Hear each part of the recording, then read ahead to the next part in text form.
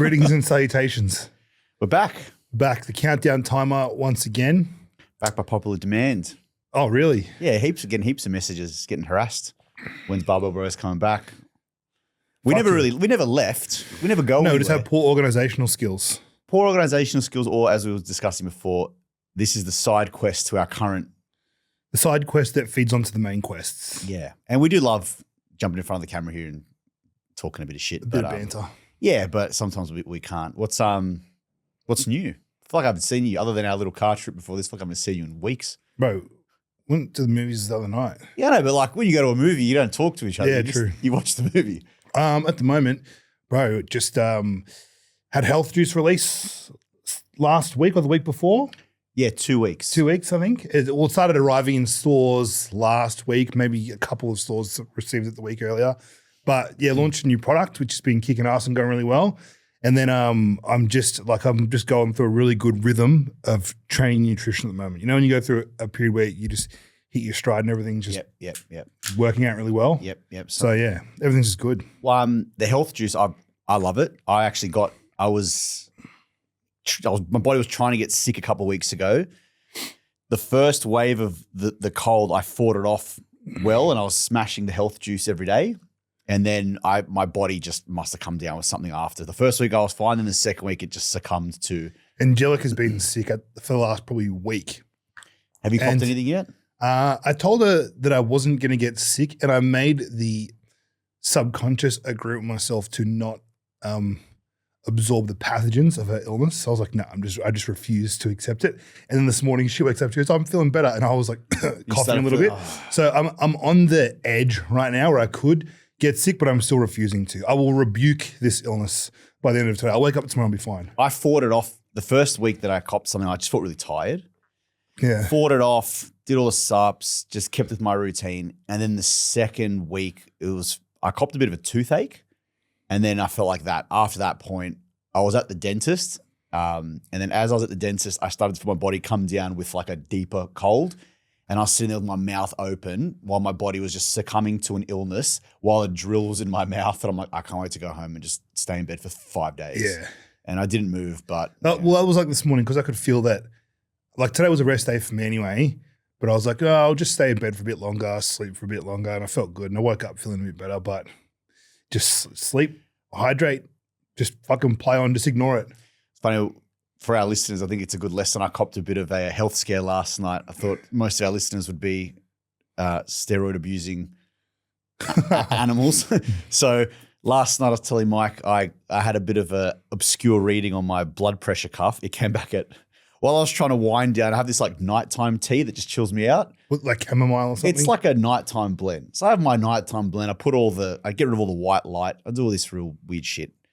No, that's good. Warm tones. Bro, explain more. Yeah, warm. I put the warm lights on. Explain more about your what's called sleep hygiene protocol. Bro, why is everything in this day and age referred to as a protocol? Like, everything's a protocol. Like someone asked me on my Instagram stories the other day, they're like, oh, do you think you have a baby soon? And I was like, yeah, I'll probably bust one out next year or the year after. And I get a message from one of your mates from the gym and he's like, oh, really? What's the protocol? And I was like, it's a fertility protocol. I was like, for what? He was fertility. I'm like, why is everything protocol? Just ejaculate and have the baby. Like, not everything requires a protocol. You don't need a protocol for everything. But I was, so before I go to bed, I like having this like nighttime tea. It just chills me out. I turn all the white light off and I just kind of, I don't know, just wind down, have a shower, do all that. Anyway, I sometimes check my blood pressure a bit earlier, but I was like, oh, fuck, I forgot. I'll just. Why do you check it at night? I like to get morning, afternoon, and evening. Just to get that many times a day. I just want to get some, because I'm working now. I'm working with like a health specialist just to track some of the causes on my blood pressure is a bit elevated. So we're just trying to work out before I go on any medication. We're just trying to work out and uncover why. So in that case, I'm just trying to get the trends on where it's high. Is it high when I wake up? Does it level out during the day? What happens at night? So I'm just trying to get some data, just so when I do have these consults with the person, I can actually give you got something to go off. Yeah. So I was like, fuck, I was a bit late to take it, but I took it and it came back at 177 over 80. Yeah. And I'm like, okay, my medical brain's like, That's a crisis. That's what you do. At 180, it's a medical emergency. I'm like, I don't feel that off. Take it again. Okay, same shit. Wait a little bit, chill out. It goes a bit lower. But at this point, I'm panicking. I'm like, oh, fuck, how am I going to sleep now knowing that whether I'm dying or not? So I have a shit sleep, go to the doctor. Anyway, the doctor takes the blood pressure from the manual cuff. And that's good information because sometimes the automatic machines can elevate. They're not always as accurate as the manual testing. So he tested it and then it was 130 over 80, which is still a little bit high, but that's normal for me. But anyway, shit sleep. But it was a good wake-up call because it forced me to go to the doctor, get some referrals to get my heart. I'm due for a heart check every 4 or 5 years and get my blood. It prompted you. You just get caught up sometimes, I find. You just think, oh, I'll be good. And then you get like a little scare. And to be fair, I think my little machine was just shitting itself. I was going to say, like, yeah, don't discount the fact that maybe the cuff was just shit. That's what I'm thinking. And I did a bit of research and it actually says you should change your cuff every 2 to 3 years. And I've had this cuff for a bit longer than that. Yeah. Yeah, it said change the cuff. Probably that just made me think I probably might buy a new blood pressure monitor because I've probably had mine for a couple of years now as well. And you imagine that the technology would get updated and it's probably newer, better ones. Well, the best way to do your blood pressure is actually get the stethoscope and the cuff and do it yourself. Like that, or get someone else to do it because then you can actually get an accurate reading. You do 3 tests and pick the average of the 3. Yeah. And that gives you a proper. You just choose the lowest. Yeah, or choose the lowest. During my last contest prep, I would never tell my missus this because she'll freak out. Like, I'll be doing cardio or something. I'll be on clenbuterol. I'll be on fucking high amounts of ghee, everything. I'll be doing cardio and I'll just feel like my heart, like take an extra beat. And I'll be like, yeah. I'll be like, okay, we're going to have a heart attack. Good. I'll just keep walking through. I don't give a fuck. Like, and that's the level I get to. I can feel, I'm like, I don't care. Good. I want it to happen. Good. I will just keep walking. You think it's going to stop me? No, it's not. When you're not in prep brain and that just happens throughout the day, if you have that little bit of a scare, it's like, oh no. Yeah, if I have like, and it's obviously just because the high amount of stimulants and things like that when you're in prep, yeah, your heart rate is going to be elevated. But it's just, I don't know, part of the fun mentality that comes along with being determined to succeed in a competitive aspect. You just don't give a fuck. What are some of the health assessments? What are some as a bodybuilder you've done or you would recommend? Like what are some? Well, the good thing. The reason I've got a coach is because I probably just wouldn't do it otherwise. Yeah. But he'll say, okay, do this, do this, do this. So outside of blood work, you mean? Yeah. So blood work, angiogram and ECG. That's pretty much the main ones. Just the different blood panels, whatever Dean asks for, it's different depending on where I'm at. But then every now and then I'll get an angiogram, which is just like they put that dye. They trace everything in the heart. That's the most accurate guide of your heart health. That's the most important. Yeah, but I honestly just find like it's good to check this stuff and to be on top of it because you need to know. But like, I don't know. I honestly just don't stress about it. Yeah. I just don't worry about it. I get it checked and then it comes back good. I'm like, okay, sweet. I've made it another year. I don't know how. Sweet. Yeah, I try not to get too fixated on it, but I don't know what it is about lately. Lately, I've just been really content with life.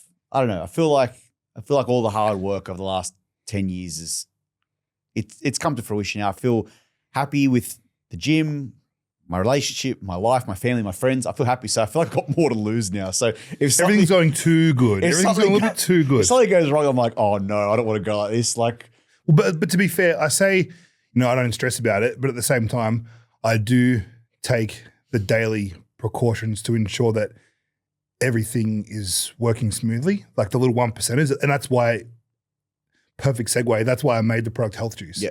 Because in that product, there's like 5 different capsules that I was taking every morning that I don't need to take now because it's in powder form, plus all the benefits of greens, digestion, probiotics. There's everything in there from a bodybuilder's aspect to detox the body, clean out the liver, improve digestion, fill your body full of micronutrients, which is what gets left out a lot of the time. But that's essentially what made the product. So it can just be bang, take a scoop of that, don't need to worry now. Well, not to catch you off guard, but now that we've got you talking about it, what are some of the ingredients or some of the ingredients in Health Juice that you've thrown in because of bodybuilding essentially or something? Okay, one that I'll talk about. So there's a trademarked ingredient that I've used, and it's called Mitogreens. And it's a combination of like over 30 different superfoods, but the main two ingredients in it, one's called quercetin, and the other one, I'm probably butchering the name because there's so many fucking ingredients I say it wrong, and I get so embarrassed when I hear someone else say it. Like, there was an ingredient in one of the products called arugula, and I was calling it ayugula for ages. And then someone, I get so embarrassed. So anyway, the other ingredient in Mitogreens, which is a trademarked ingredient, it's called ergothioneine or ergothioneine. I don't know which one it is. But essentially, it's 34 times more potent than glutathione. So glutathione, when you take N-acetylcysteine, it converts into glutathione in your body. It detoxifies your body faster than anything else. So when people go to hospital for drug overdoses or drinking too much alcohol, things of this nature, they'll hook you up to a drip of N-acetylcysteine, which converts to glutathione, which then detoxifies your body faster than anything else that you can put into it. This ingredient, ergothioneine, it's 34 times more potent than glutathione. So it's amazing for detox. And the half-life of glutathione, I think, is like a couple of minutes. And this particular ingredient's like 8 hours. Isn't it amazing the power of just communicating through your product? Like, I feel like I need it right now.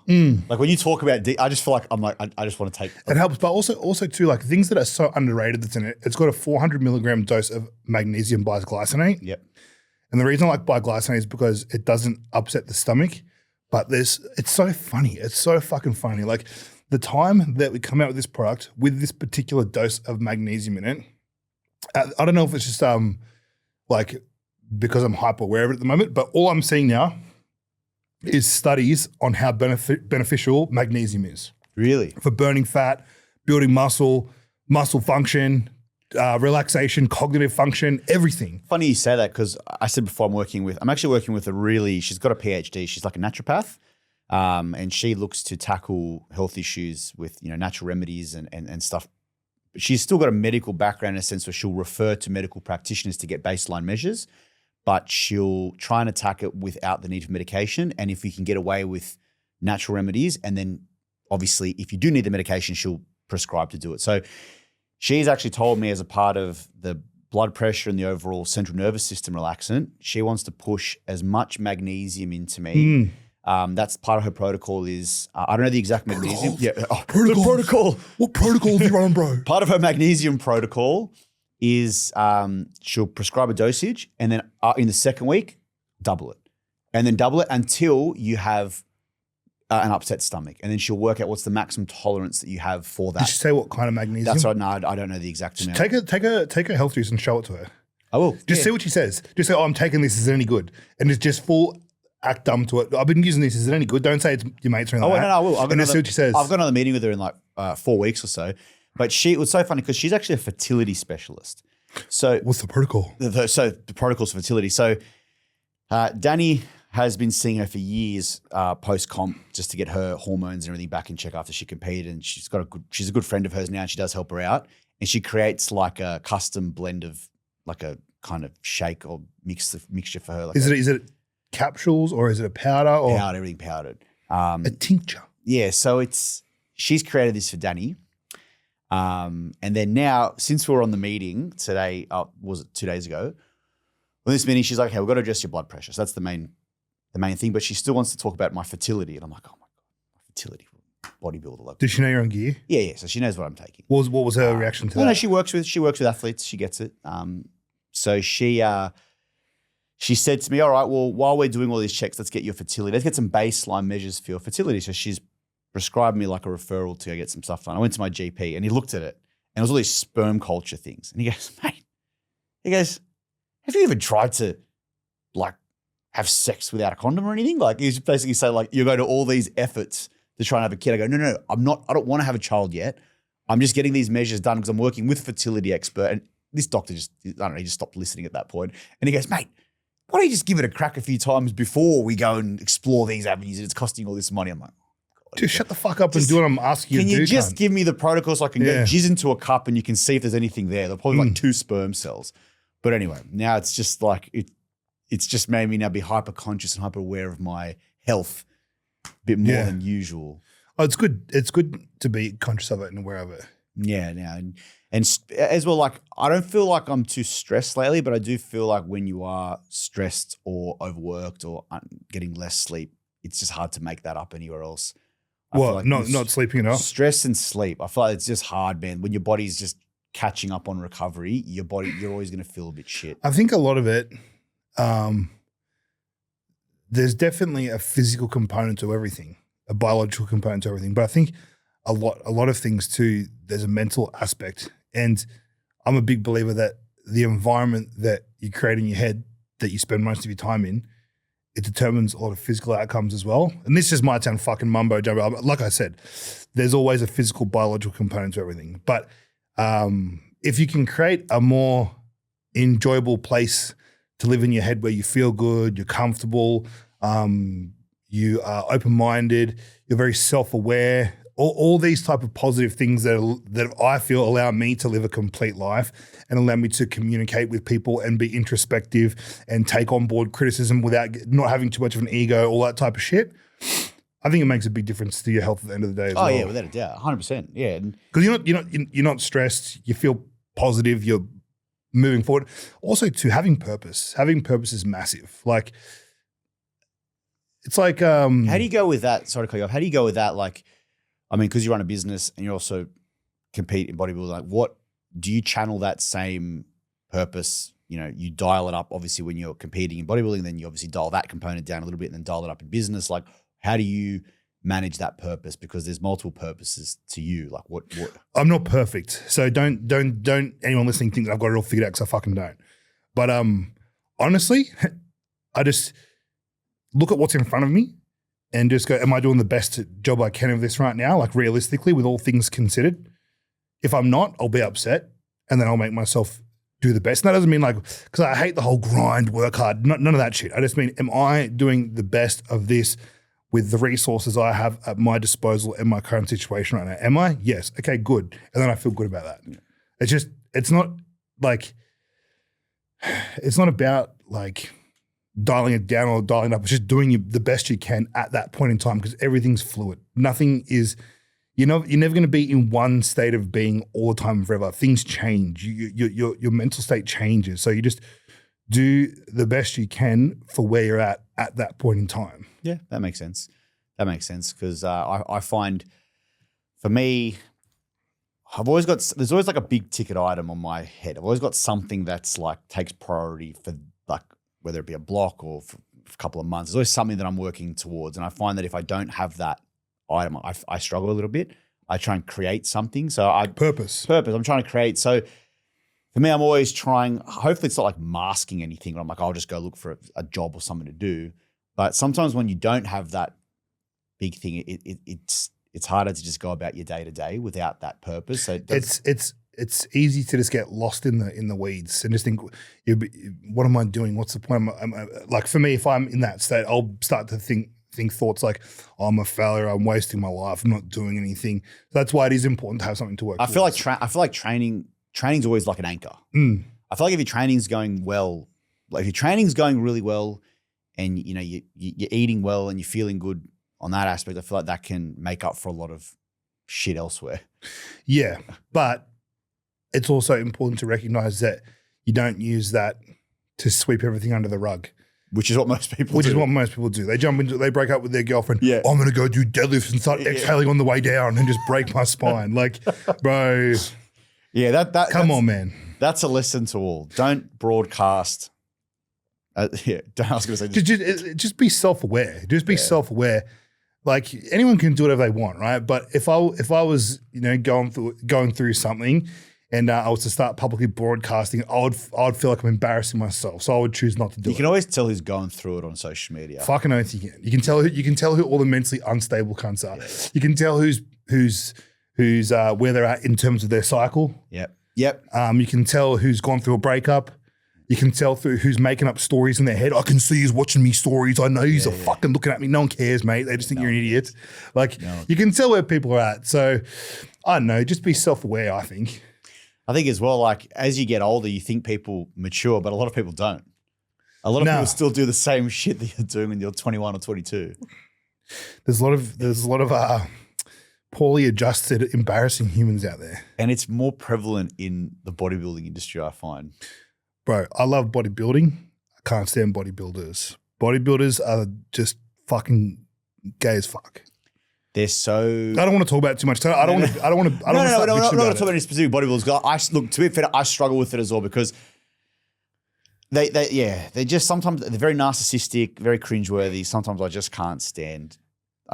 Yeah, I don't care, bro. You don't need to send me 17 photos of yourself a day. I really don't want to see. I know. I don't care. I don't want to see a side chest. That's like because like I don't really consume a lot of bodybuilding content, and it's because I do it every day. So I don't find it enjoyable to watch because I'm already doing it myself. It's like when I post on Instagram, I don't really post about bodybuilding. I post about other things that I find interesting because like I just don't find it that interesting. Like it's just if I'm posting about bodybuilding, it'll usually be you're training or something. Training because that's cool. I think that's mad. Like training hard is that's fucking the best awesome. part about bodybuilding. That's the most heroic part of bodybuilding. Yeah. It's just going into a set and just absolutely giving it your best, setting up the metrics that you want to abide by for each rep, and then just seeing it through to completion and putting immense effort into it. That is just William Wallace level shit. That is to me that there's nothing better than a good training session. Like it's just a heroic level training session that you walk out of, and just because of how hard you trained, not comparing the two, but because we don't live in those times, but it just lets you know that you got a nutsack and you have what it takes to get difficult things accomplished. What are the most heroic exercises? If you were to what is just a heroic exercise? Something that would just usually lower body shit. It like what can compare to lower body really?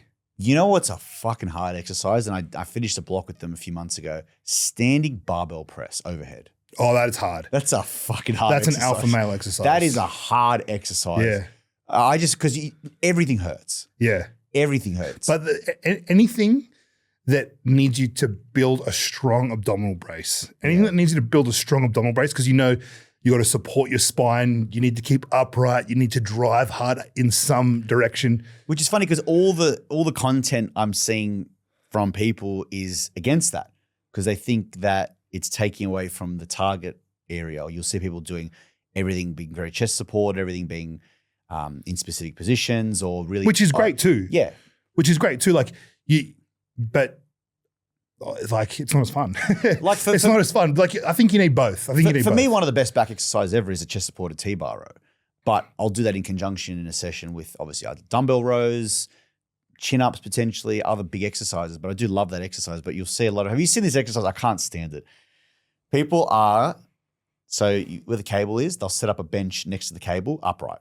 They'll be facing away so the bench is like that. So their back's up against the bench. Just pretend you're on the bench. Yeah. Where's the cable? Where's the cable? So the cable's behind me. Okay. There. They'll put a cuff around their elbow and they'll put it on the cable and they'll just adduct in like that, like for lats. Yeah, right. Horizontal adduction.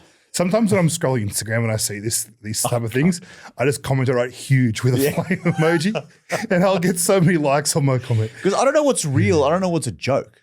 There's a lot of rage bait. I don't know what's real. I don't know what's a fucking joke because some of them, it really revs me up. That I'm like, are they just trying to like feed into the algorithm now? But there are some people that are serious about these exercises. Yeah. And they are so against anything above 8 reps now. Yeah. It has to be 8 reps. Again, I just don't consume bodybuilding content. Or that's not even bodybuilding content. That's just fitness content. But I don't consume a lot of it either because, bro, all it is, they've got 3,000 followers and they're like, my top exercises for this. So, bro, no one cares. No one cares. This is the most unamusing, non-enjoyable shit I've ever seen in my life. And maybe that's just because of the level I'm at. Maybe there are people that are at a level where they look to that and think, oh, this is really helpful. And there probably is. There was a video going around of Phil Heath recently. Did you see the one where he's got the plate? So he's got the plate and he's doing like a front raise like that for his chest. Yeah. And everyone's like, what the fuck is this? Yeah. But then everyone's in the comments is saying like, oh, well, he's going to claim that just because he's bigger than you, this works or something. And I'm like, well, I mean, the science says it's a stupid exercise, but it's Phil Heath and he's looking jacked. But also too, if you have that level of muscularity, you can make anything look effective. Everything looks good when your muscles are popping. Yeah. When you're that big and straight, you can just make anything look good. There was actually, off the top of my head, before we get into the questions, there was a question. Someone actually said, if you could pick one bodybuilder to have as your training partner during any era for a contest prep, who would you pick?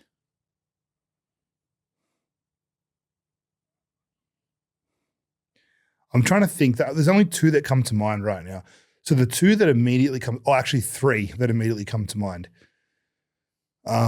Dorian Yates, for obvious reasons. That's just the most meathead version. But if you think about it, the way he approached his session with a level of intensity, I feel like it was the right amount without doing too much. It was the right amount of effort and exertion without doing too much. And I feel like while you would get a great session, you wouldn't accumulate the extreme levels of fatigue that you want to avoid towards the later stages of a contest prep. Although you did get a few injuries, that's because the company was training heavy. But I feel like Dorian would be a good one.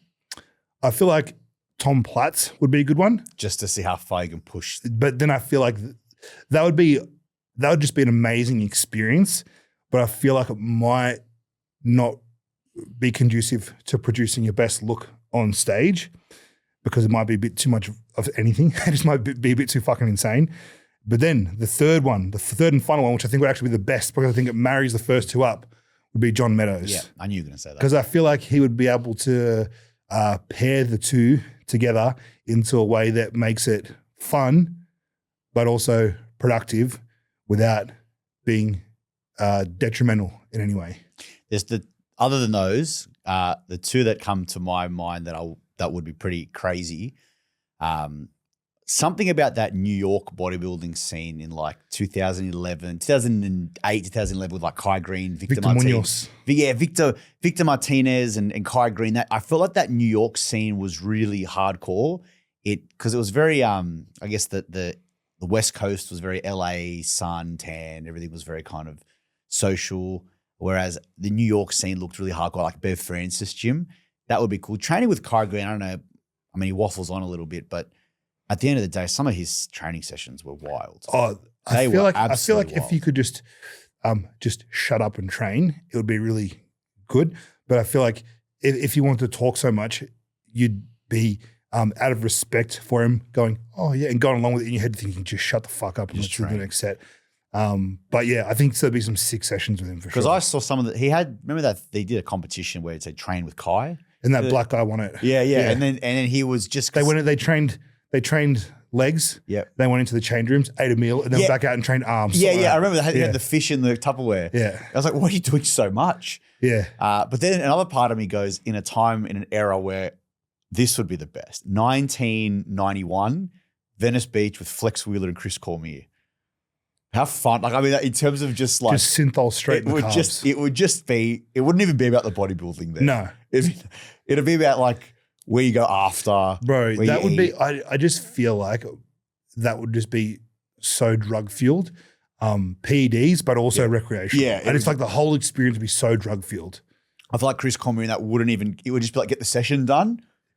Let's take a quick pump. Then we got to be at an orgy at 10 o'clock. Yeah. Like we've got to be there at 10 o'clock, no later. Yeah. That, because I've watched so many of like the battle for the Olympias and all that, and it did look cool. Amazing. Yeah, it looks awesome. But the thing you got to remember too, it looks cool. Contest prep looks cool, but it doesn't always feel cool. It doesn't always feel cool. So it looks good from the outside looking in, but when you're the one going through, you're like, oh man. It's never good. You always look your best, but it's fucking shit. But some of those, Ronnie Coleman will be the worst one to go. Ronnie Coleman will be the worst person to contest prep with, because you know why? Because he would just be overly enthusiastic and always happy and never have anything bad to say about anything, always in a good mood, and it would just be annoying. And I would because he's one of those cunts that he's just so positive that everything just works out. I'm not like that. So it's that would just annoy the shit out of me. Bro, fuck you. And he would just be there and you wouldn't want to take plates off. Yeah. So you'd just rather die under the leg press. And it would just feel, you'd get annoyed because you'd feel like I'm doing the same thing as you, but I'm just feeling this in my lower back. Like I'm not getting big the same way. Why are you doing 5 plates aside on a bent over barbell row after doing a deadlift 1 RM, after doing T-bar rows with 13 plates, and you feel fine? You know, something interesting how a lot of people talk about fatigue and like, oh, it's it's producing too much fatigue. Like, don't you think, right? Like, if you look at like a bricky's laborer, right?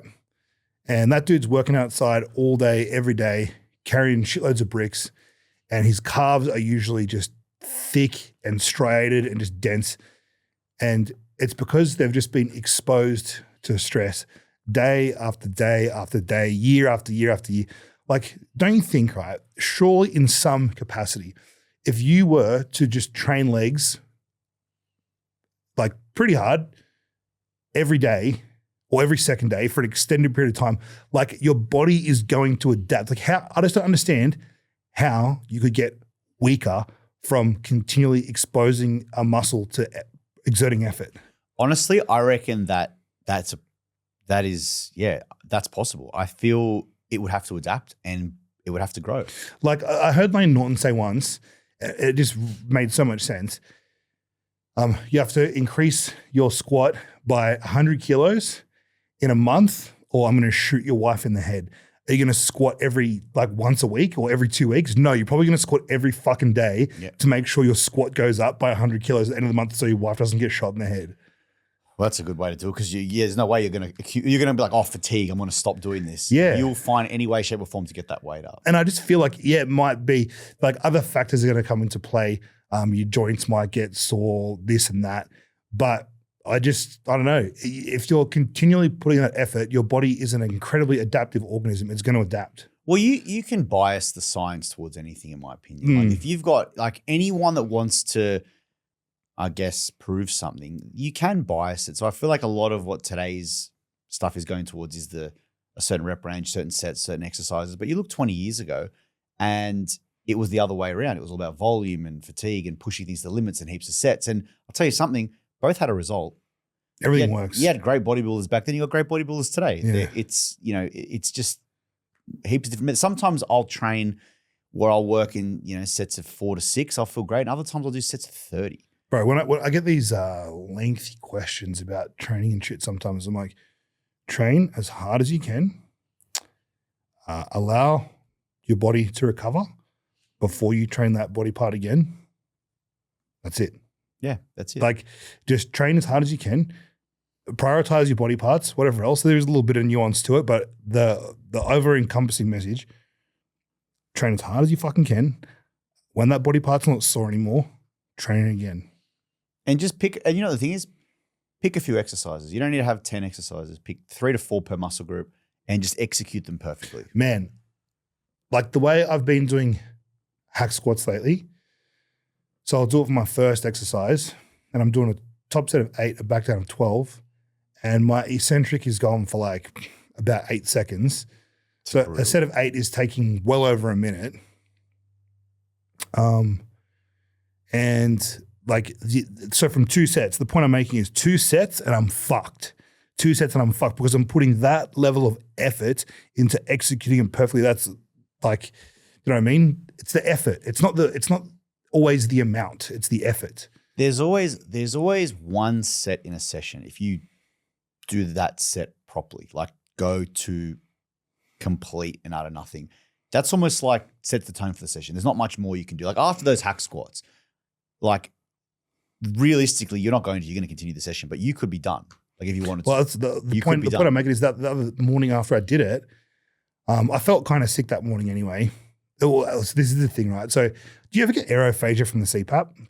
You know what? I don't. But I have been sometimes in the morning I do feel a little bit bloated. But it passes pretty quick. So this you've got do you have an APAP? Yeah. Yours is customized with pressures for you. Yeah. So mine's just a CPAP. Mine's just continuous. Yeah. It's not customized to me. Yeah. Okay. So aerophagia, for anyone that doesn't know, it's when the air's coming in the CPAP, you might be sleeping in a fucked up position, or there might be leaking of the mask or whatever reason. Air gets pushed into your stomach. And it's so unbelievably painful. Matt O'Reilly gets it sometimes as well, because every time we get it, we just message each other and go, bro, it's one of those days. Does it fuck your appetite up heaps? It ruins everything. So anyway, this particular morning I've woken up, my stomach is just, you need to fart it out, you need to burp it out, but you can only like try and manipulate the air to go in specific positions so it can choose which hole it wants to exit. So it's so painful. So anyway, I train in the morning. I woke up and said, fuck it, I'm just going to go to the gym because fuck it. Does walking help? Just moving? Nothing helps. Fuck. Time helps. Time helps. So I have my supplements and everything, go to the gym, and I was like, I'm just going to just block all of this out and just go through this session anyway. So I did the hack squat, and this Asian lady's walking into the gym at the time I just finished, and she was going towards the bathroom, and I just like, I'm sorry. I'm sorry. I went into the bathroom, and I was dry heaving like I needed to spew. Nothing was coming out. It was just so painful. And I went up to her later and I said, I'm sorry about that. I apologize, blah, blah. And she was cool. She goes, oh, do what you need to do. But she was just such a normie, such a mainstream person that would be like, what the fuck did I just say? Doing here? That's why I went and apologized to her. Because I just knew it would have been probably pretty confronting for her. But yeah, one set, like if you do it properly, because all I do for legs once a week at the moment, for quads rather, so I do 2 hamstring days, 1 quad day, 2 sets hack squat, 2 sets leg press, 2 sets split squat, and then 3 sets leg extension. And I'm destroyed. That's all you need. Yeah, but I put a lot of effort into them. But it's like the heroic session for the week because I find it the most enjoyable, challenging from an athletic point of view. It's the one that I get the most fulfillment from completing with a high degree of effort. But yeah, because I'm putting so much effort into it, I can only do it once a week. That's all I need to do it.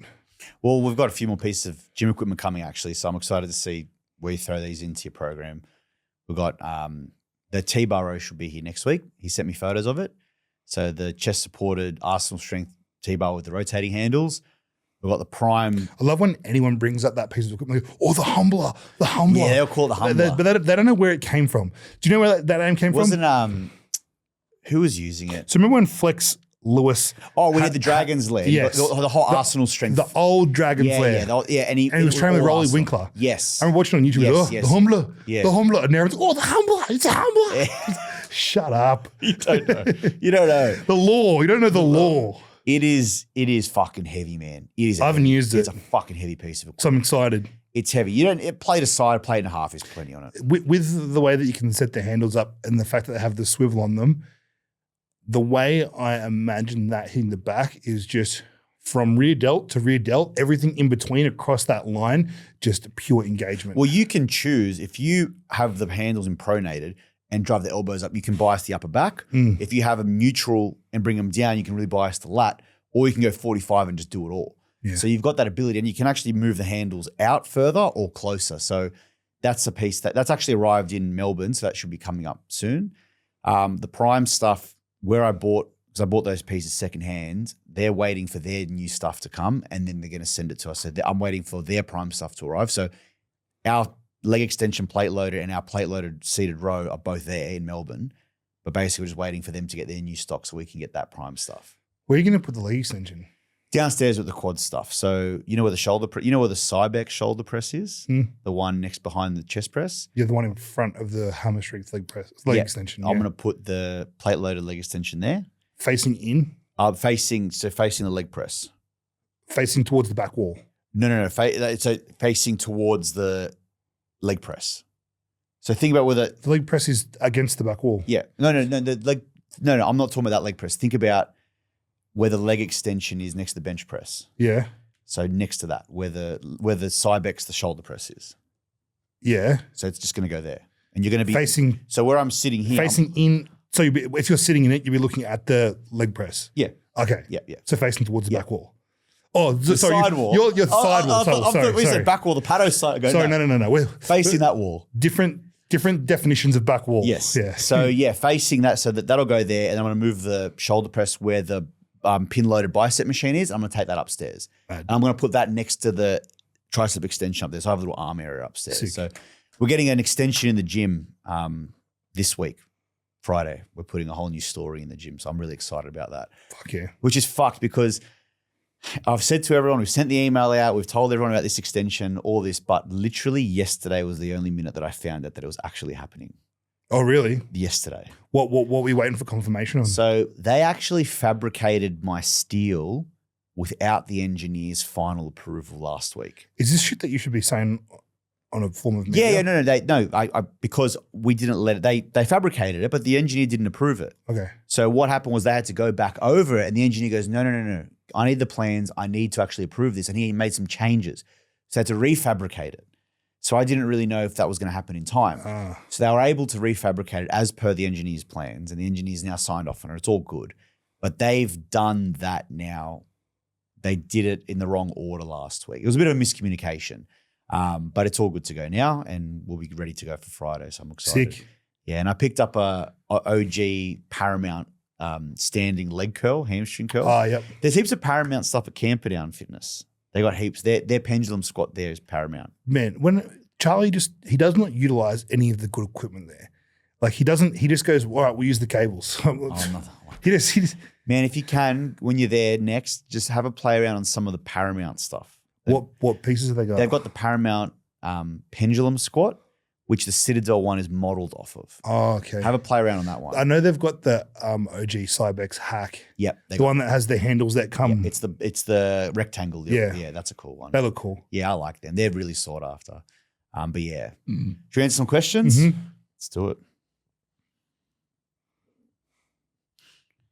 All right. Does everyone just enjoy our heavy breathing while it goes silent? I know. We're just 177. There are so many fucked up questions here that I'm just like, how skip those now. All right. Are steroids even worth it? I feel like all the money and the constant pinning, the health risks, the financial burden on getting blood, supplementation, and side effects really forces me to weigh out the risk to reward ratio, and it just seems logical for most people to stay away for good. Would love to know your guys' perspective on this. I agree with that. The way he just laid it out, if you're just a gen pop person that enjoys going to the gym, a steroid's worth it? No. Definitely not. Yeah, if you're pursuing a competitive career, or you are in this industry, that might be different. If you're coaching or you own a gym or whatever, if you're incredibly passionate and you live and breathe this lifestyle and it's something that you couldn't not do, yeah, it might be worth it. But if you're just a recreational gym goer, it's definitely not worth it. Definitely not. And my perspective on this has changed over the years. When you're younger, you're a bit naive to it all. You're like, yeah, steroids, heaps, whatever. But as you've gotten older now, like they start to wear you down a little bit. Like pinning becomes a bit of a burden. It's all a bit. It's a level. It adds a degree of effort. Yeah, and now unless I was purely committed to the cause of wanting to achieve something in the gym, I wouldn't just be taking it for the sake of taking it. And it does add financial, health, and it's just a bit of a burden. But if you are someone who's extremely passionate, get a coach, do your research, and it can definitely help. But just like for the sake of it, oh no, it's not worth it. It's not worth it. Just train hard and eat. And if you do want to experience it, it is good to seek advice from a respected coach that actually knows what they're talking about for the period of time that you do want to do it. But even still, like, just know that, yeah, you might enjoy it while you're on it, but there will be a period of time where you have to come off it, and then you have to kickstart your body again and get your natural testosterone to kick back in. And that's not an enjoyable process to go through. Not at all. So, yeah, the risk to reward, like, for the average person, it's just not worth it. I agree. He laid that out nicely, actually. As I was reading it, I'm like, it does suck. But it was a good question. Yeah, it was a good question. It was like someone messaged me the other day and they said, hey, do you reckon it's worth being on BPC 157 year round? And I was like, if you got it for free and you didn't have to pin it, yeah, it'd be mad. But it's effort. It's a cost and it's something else to inject. It's like, no, it's not worth it. You want to do as minimal amount of injections and spend as least amount of money as possible. Yep. The less injections you can do and the less money you can spend on PEDs, the better of a bodybuilder you are. I agree. And the longevity and sustainability as well. Yeah. Fave gym machines at the moment in your program and of all time. I'm a big fan of the Cybex and pre-core hack squats. So what's your favorite gym machine at the moment, and what's... Let's put a number on this. I'm autistic. I need to know exactly how many, so I have something to aim for. 3, okay. Favorite top 3. So at the moment, this is just I'm just doing at the moment. I'm not doing all time because they always change. At the moment, Cybex hack. I like the Prime Extreme Row a lot at the moment. And third and final, the Cybex calf raise. Oh, yeah, I love that. What's it called? It's little donkey calf. Yeah, there's a specific name for it. It's not donkey calf. There's a name for it. not the hack. It's The one we got upstairs. yeah. It's called the Cybex donkey calf. Oh, I've seen it called something else somewhere, but that one anyway. I fucking love that. People don't get it until you use that machine. Until you use it properly, though. That's why I bought it, because I hunted that piece down, because I used it once. I go, that's the best half machine I've used. And like training carbs, it's not. You see people train carbs, they just pump it out. Yeah, no, you can't. Just terrible.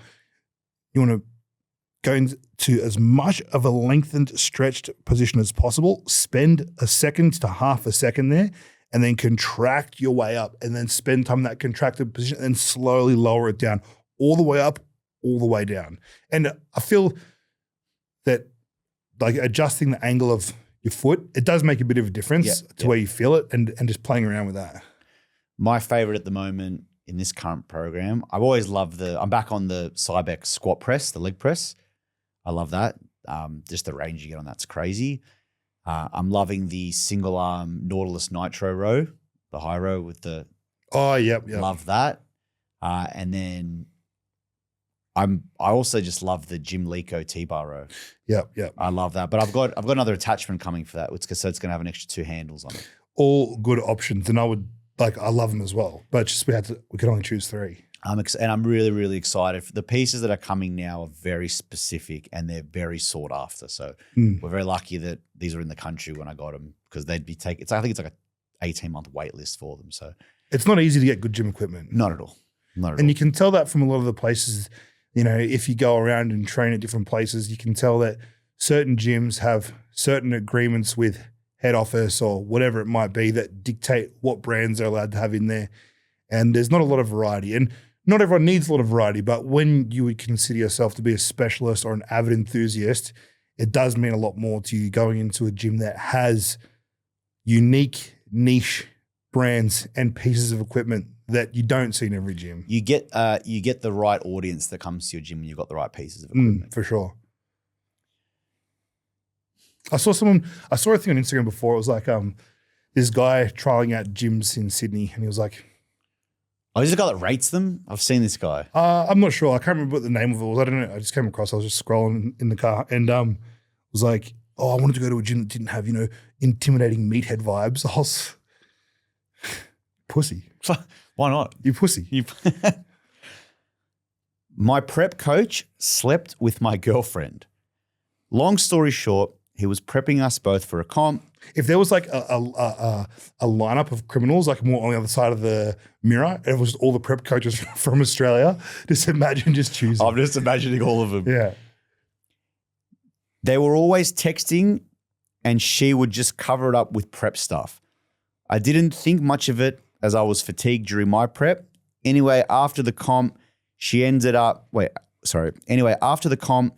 ended, she grew more distant and opened up about this whole thing.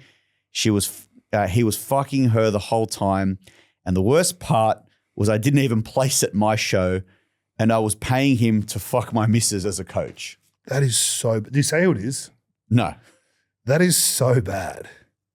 The worst part of it, he says the worst part is that he didn't even place. So the guy would have literally been paying very minimal attention to his check-ins. The guy would have just been like, yeah, just a bit more lettuce. Like, just not paying attention to his plan at all. I would love to know how the girl went. I love to know how she went in her show. I'm assuming she did better than he did if he had to bring that up. But that's such a common thing to happen. When people go through a contest prep, whether it be male or female, because they're speaking to their prep coach so regularly, they start to think they've got an emotional connection to them. I haven't got any emotional connection to Dean. I like him. He's a good guy, but he's my prep coach. Yeah. He's not my best mate. He's my coach that I pay to tell me what to eat, what to fucking inject, and what exercises to do. Do you know what I mean?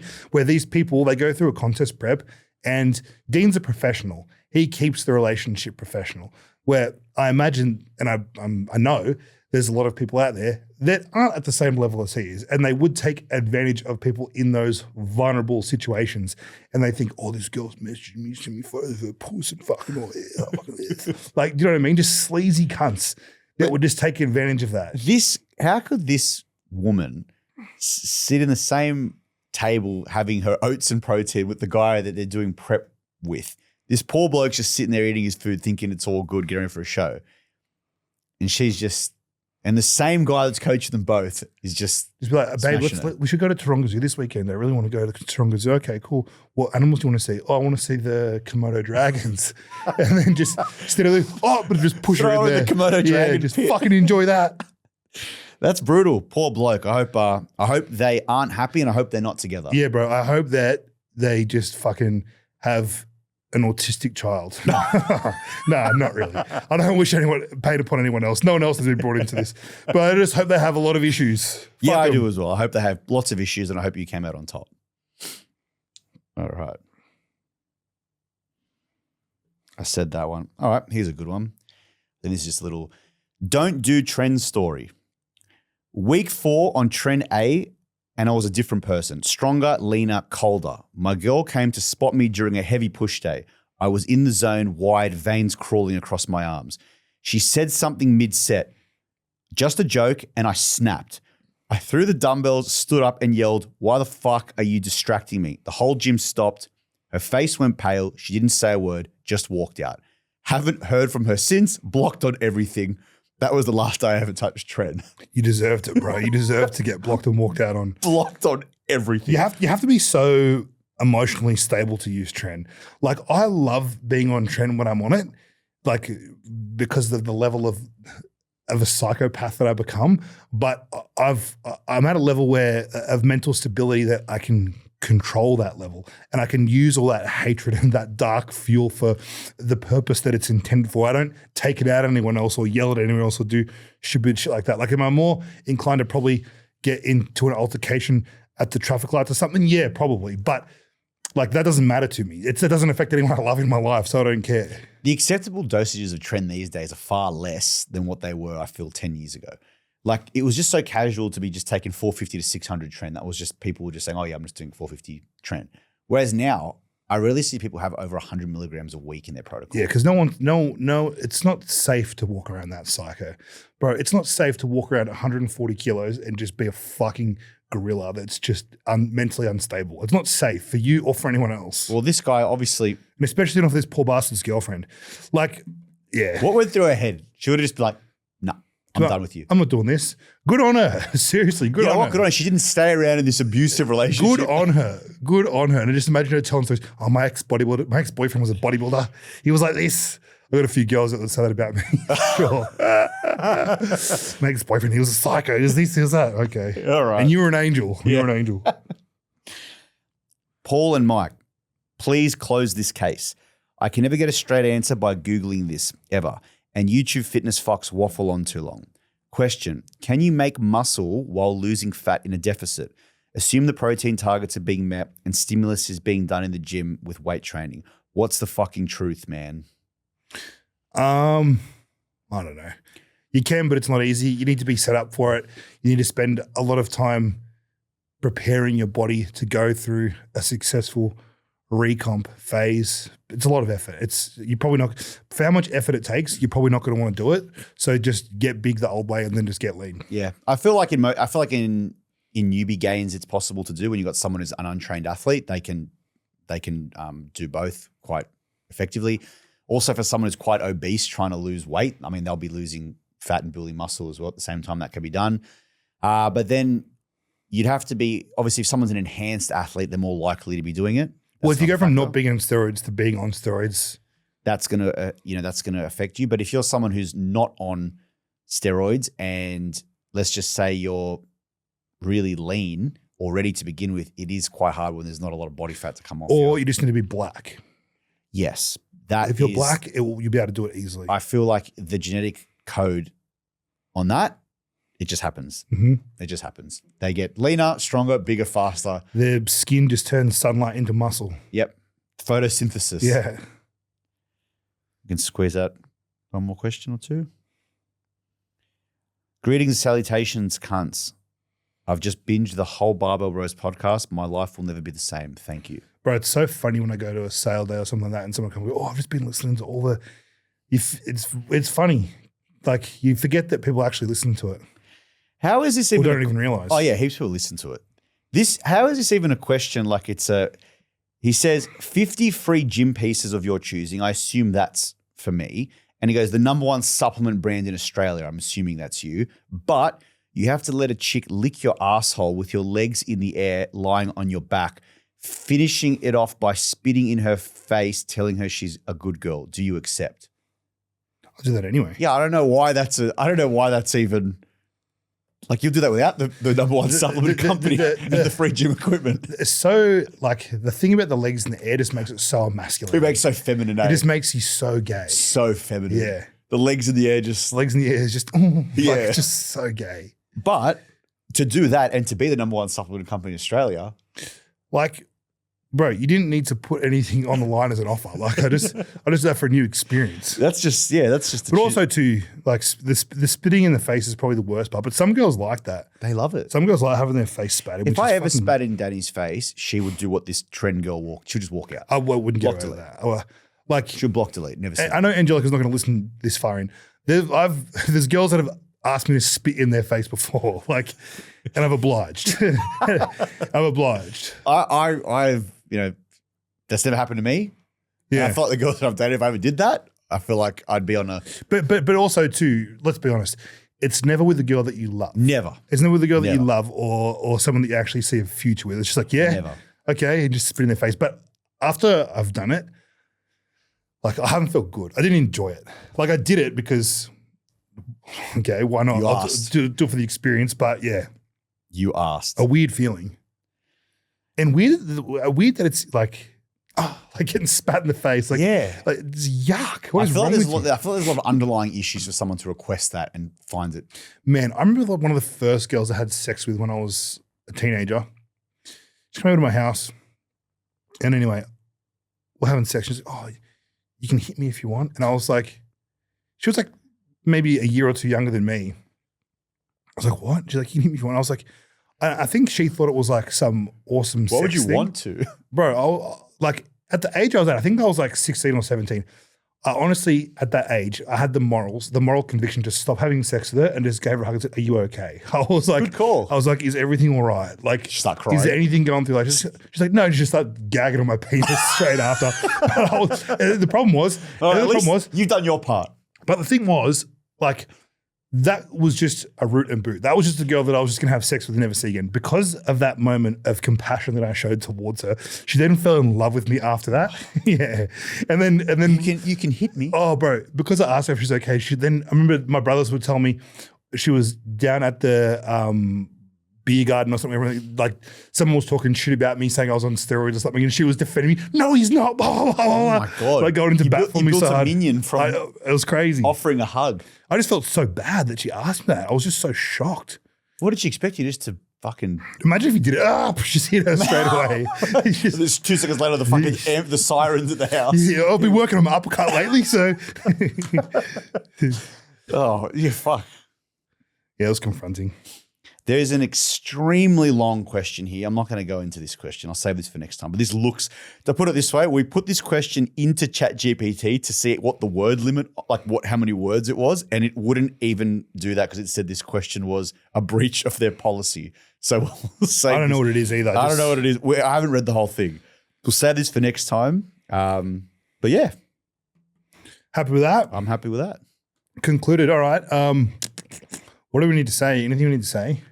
If you've made it this far, thanks. If you've made it this far, thank you. And yeah, we'll be more consistent with our episodes. Say this every time. But we'll once we leave here, we'll go get in the car and we'll book. I'll book the next one. Yeah, book the next one once we get out of here. Yeah, done. So then that'll be not next week, the week after. Over a couple of weeks. Yeah. At least one will be booked. Yeah. All right.